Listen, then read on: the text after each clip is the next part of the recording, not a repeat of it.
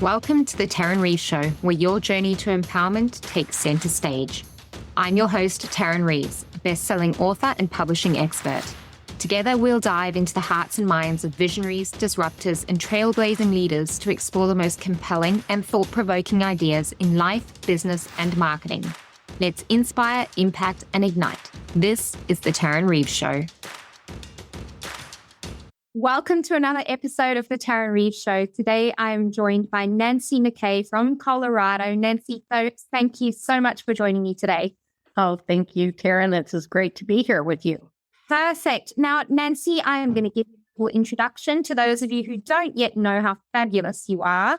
Nancy is the founder of Amazing Outlook Coaching. She is a certified life and Equus coach, helping women virtually and with horses to uncover the limiting beliefs that are keeping them stuck in the muck. As a result, they create a life filled with joy, purpose, and freedom by finding the gifts in adversity. Nancy is a contributing author to 2 previous books, Ready to Fly, Volume 3, and the international bestseller Phoenix Rising, Powerful Women Who Rose from the Ashes to Claim Their Place.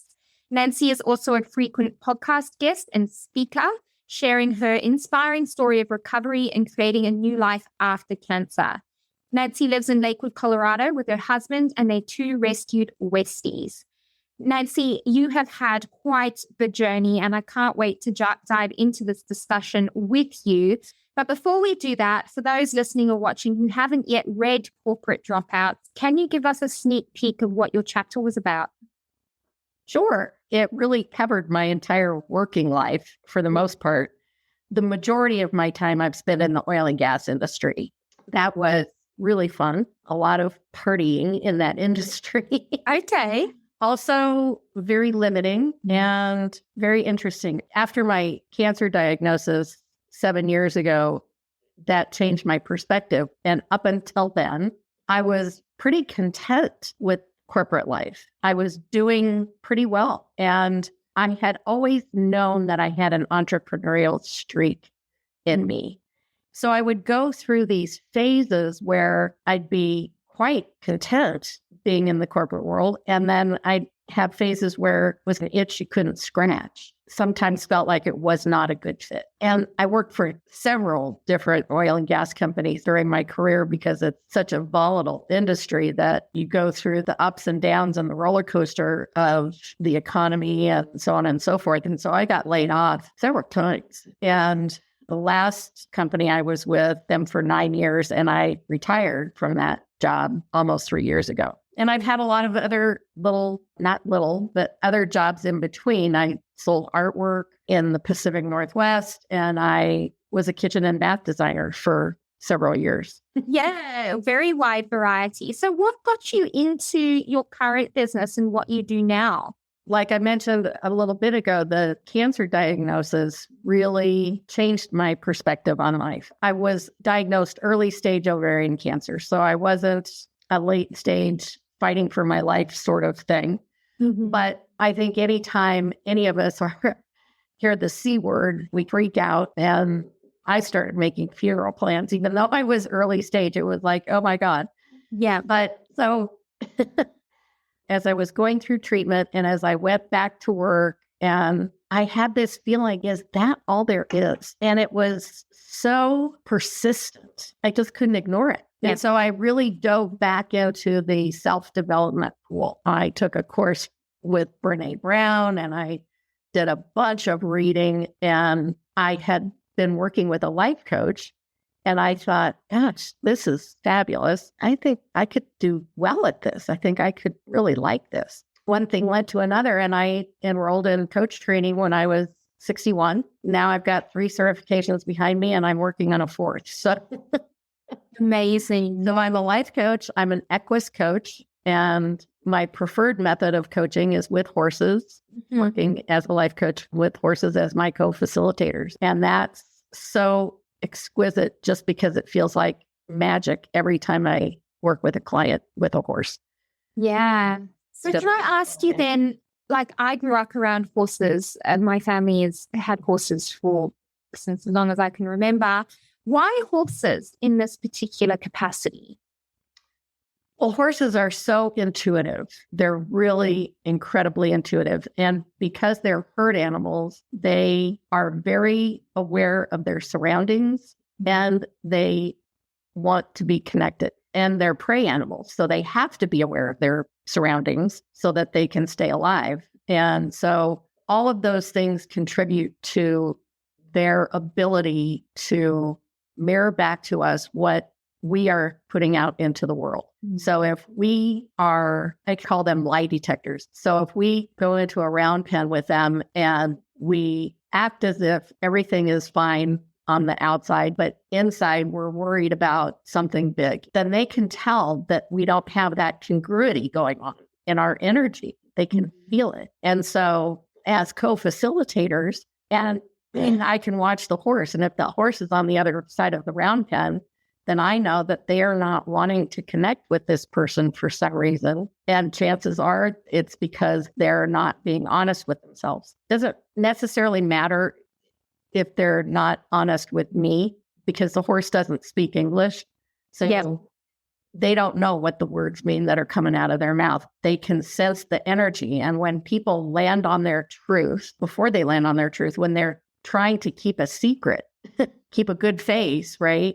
Then the horse picks up on that incongruency. So as soon as they land on their truth, our bodies instinctively relax. Once we surrender, right? We just go, oh. Well, the horse picks up on that. Yes. And so now they're more apt to connect with us because the energy that we're putting out is one of congruency and authenticity. And so they trust us then. Otherwise, they won't trust us. They can sense that it's because they won't trust us. It's fascinating. And so when someone is really struggling with something and they land on their truth and the horse senses it and approaches them and comes up to them, that's why it's so magical, because it's just the coolest thing ever. And the client then senses this incredible connection. So then they feel it on a visceral level, right? They can really feel that shift and see the evidence of it right then and there. And so it really has a huge impact on them, much more than coaching like you and I are talking right now virtually. It's effective and will certainly get there, but it's more effective in a shorter period of time with a horse. It just tightens everything up and it's just more effective and it's fabulous. Yeah. It's a different way of working with clients.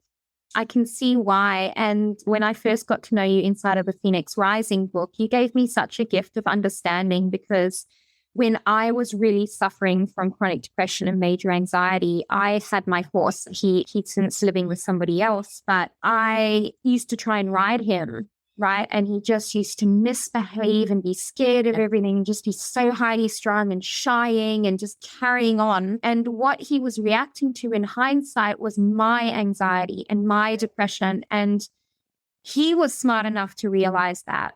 And I had no idea, right? Because I was still operating in that level of everything is fine, I can do this, I'm amazing kind of situation. But he knew. And I really struggled with it for so long, going, well, why is he acting like this? And I eventually stopped riding him and he went to another home. But it's one of my biggest regrets now, because it was everything to do with me and nothing to do with him. Yeah, so it's absolutely a very sad situation to me, but also a beautiful gift of understanding. So the power of animals and horses, which is why I get so angry about the mistreatment of animals. They're so much more smarter and intuitive than we give them credit for. We think as humans, I still am surprised how are we top of the food chain, because I look at some people and I'm like, how are you still alive? How are you still operating like this?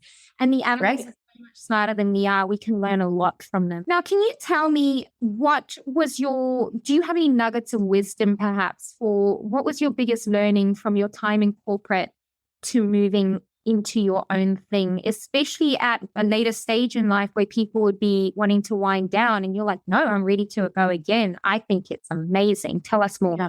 I think my biggest nugget is it's never too late to do something that you love. Yes. And so if you're in a career, if you feel stuck, then there's something else there that is calling to you probably. And that's our intuition, right? When we can tap into that, if we allow ourselves to get quiet and listen to our intuition, our inner wisdom, then there is really something to that. And someone made a quote, and I should know who said this because it's brilliant, I think. And that is, you can't have a thought or basically a dream about something that you can't succeed at. It's like God or the universe doesn't work that way. Seed won't be planted for you to do something if you're set up to fail. That just doesn't happen.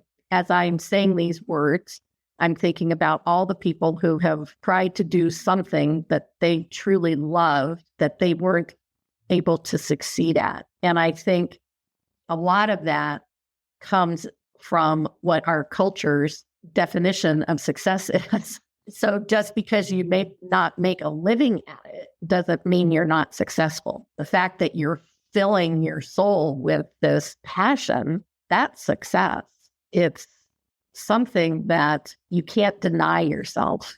And if you do, then you're going to be hitting lots of resistance because you're not doing what you're supposed to be doing. I think I muddied the water there, but I really believe that if there's something that you feel is calling you, then you should do it. Yes. Life's too short. Yeah.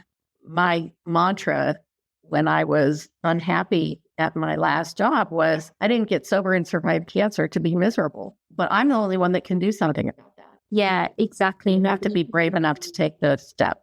Exactly. It's courage to go against maybe perhaps what society tells us success looks like, and courage to leave your comfort zone and the safety net of everything you've known up until that point. It does take a lot of courage.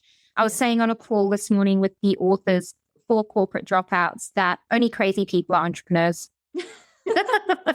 It's like getting punched in the face again and again and again, and you just keep coming back for more. Yeah. But it's also the most rewarding, fulfilling, joyful process at the same time. It's such a paradox. It really is. We've spoken a little bit about your business, but I do have a question for you, Nancy. Your symbol is the dragonfly, and I can see 3 dragonflies just in the vision of my screen here. Tell me more about the symbol of the dragonfly, what it means to you. Well, it represents transformation for me. And so that getting sober was the biggest transformation I've made in my life. And I've always loved dragonflies just because they're beautiful. Yes. And then when I realized what the meaning of them was, it landed for me. It just so resonated with me. And I just had to use them as a logo.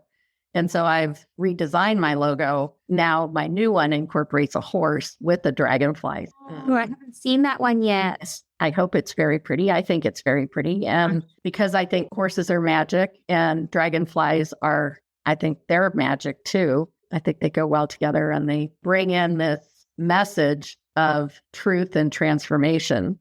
So that's the phases of my coaching business are we discover your truth and then we transform so that you can thrive. And so that's a really lovely passage.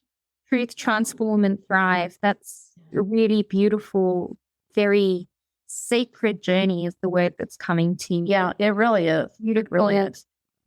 Gift to be able to facilitate, Nancy. Now, who do you love to work with? Who is the woman or the man perhaps that you are looking for to support through the 3 T's?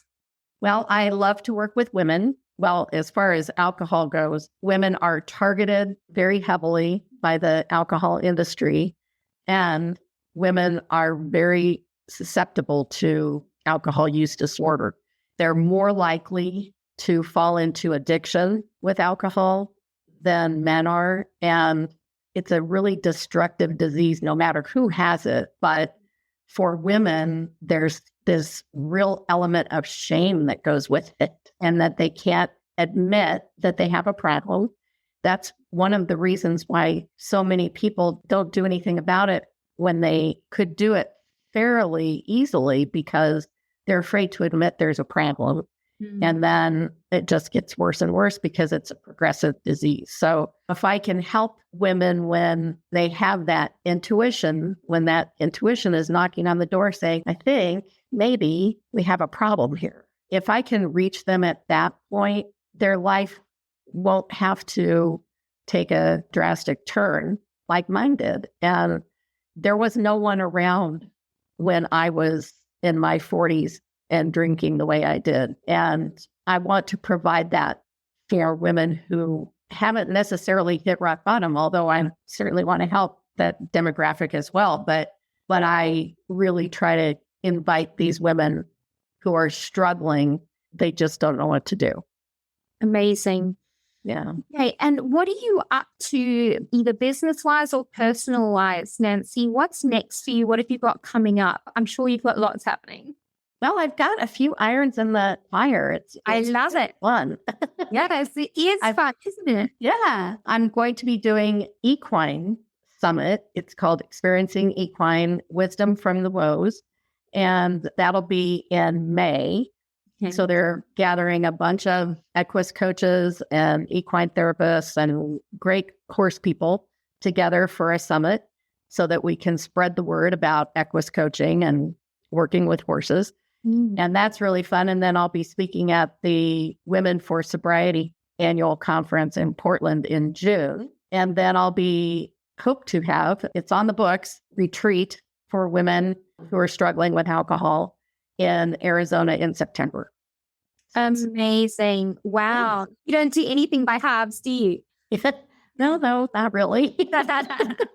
I love that. And just jump in with both feet. Yes. So you have got 3 published works that have happened so far, 2 of them with me. Yep. Is there any chance of a solo book coming out in the future?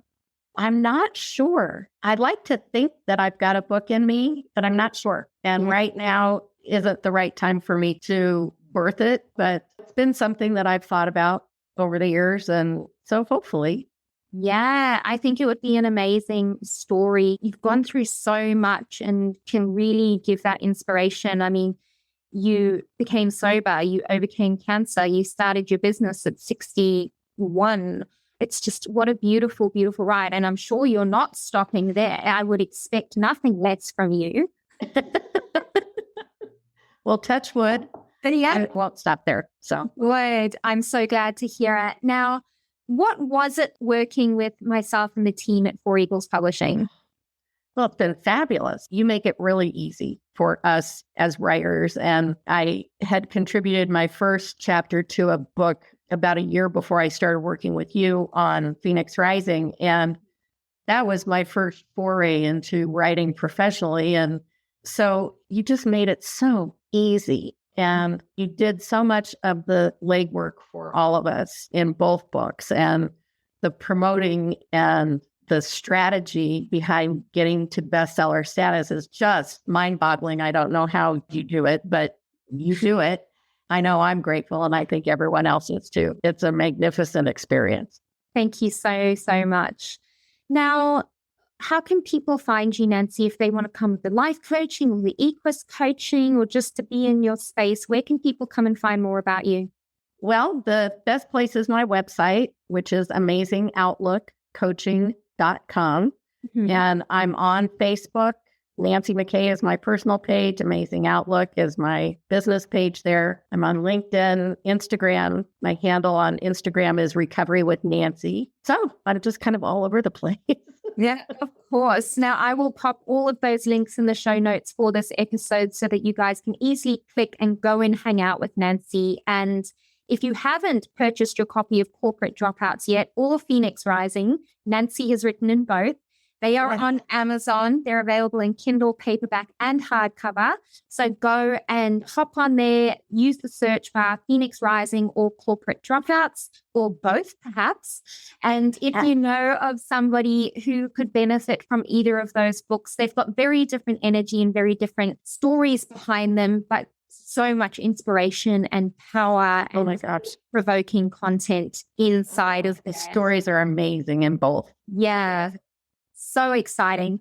So, and also what I wanted to say is make an invite is that if anybody is listening and watching this and you're thinking, I want a bit of that magic that's happening over there, if you want to participate in a multi-author book project, which is where you write with, I take 20 people in my books, so 19 other amazing people, come and find out more about the current project open for applications. Or if you're wanting to write your solo book, we do writing, publishing, and marketing, and we are very passionate about not diluting your voice and your message and creating big ripples of impact with your work. So come and find us at foreaglespublishing.com, or of course, send me a message wherever you want. I am a real person. I love real conversations, just like we had here with Nancy today. Yep. You're wonderful. Oh, thank you, my love. I think you're wonderful. And thank you so much for being here with me today. It's always a pleasure talking to you.